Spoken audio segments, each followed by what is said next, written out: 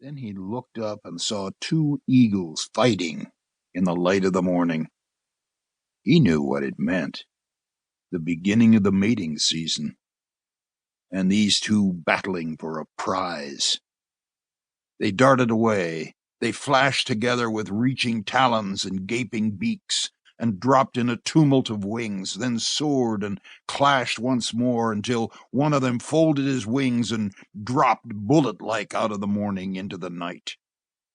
Close over Gregg's head, the wings flirted out, 10 feet from tip to tip, beat down with a great washing sound, and the bird shot across the valley in a level flight. The conqueror screamed a long insult down the hollow. For a while he balanced, craning his bald head as if he sought applause, then, without visible movement of his wings, sailed away over the peaks. A feather fluttered slowly down past Vic Gregg. He looked down to it and rubbed the ache out of the back of his neck. All about him the fresh morning was falling. Yonder shone a green-mottled face of granite, and there a red-iron blowout streaked with veins of glittering silicate. And in this corner, still misted with the last delicate shades of night, glimmered rhyolite, lavender pink. The single-jack dropped from the hand of Gregg, and his frown relaxed. When he stretched his arms, the cramps of labor unkinked and let the warm blood flow swiftly. And in the pleasure of it, he closed his eyes and drew a luxurious breath. He stepped from the door with his head high and his heart lighter. And when his hobnailed shoe clinked on the fallen hammer, he kicked it, spinning from his path. That act brought a smile into his eyes, and he sauntered to the edge of the little plateau and looked down into the wide chasm of the Asper Valley. Blue shadows washed across it, though morning shone across Gregg on the height, and his glance dropped in a 2,000-foot plunge to a single yellow eye that winked through the darkness, a light in the trapper's cabin. But the dawn was falling swiftly now, and while Gregg lingered, the blue grew thin, purple-tinted, and then dark, slender points pricked up, which he knew to be the pines. Last of all, he caught the sheen of grass. Around him pressed a perfect silence, the quiet of night holding over into the day. Yet he cast a glance behind him, as if he heard a voice. Indeed, he felt that someone approached him, someone for whom he had been waiting.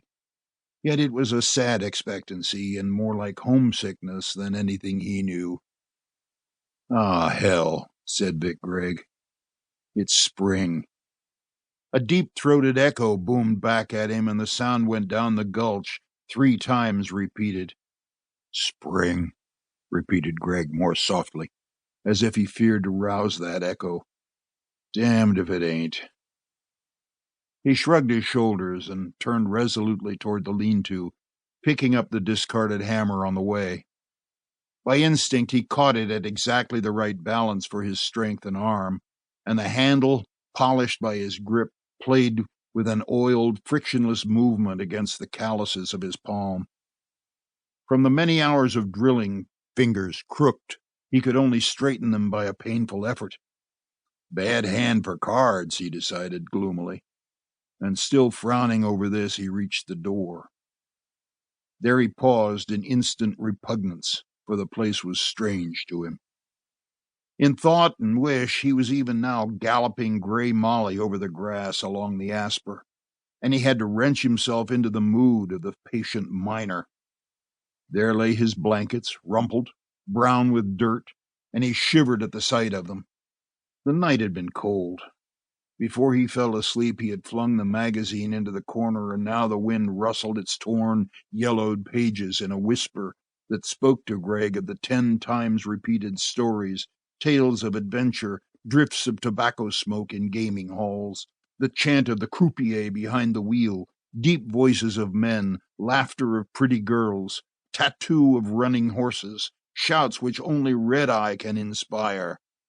He sniffed the air. The odor of burned bacon and coffee permeated the cabin. He turned to the right and saw his discarded overalls with ragged holes at the knees. He turned to the left and looked into the face.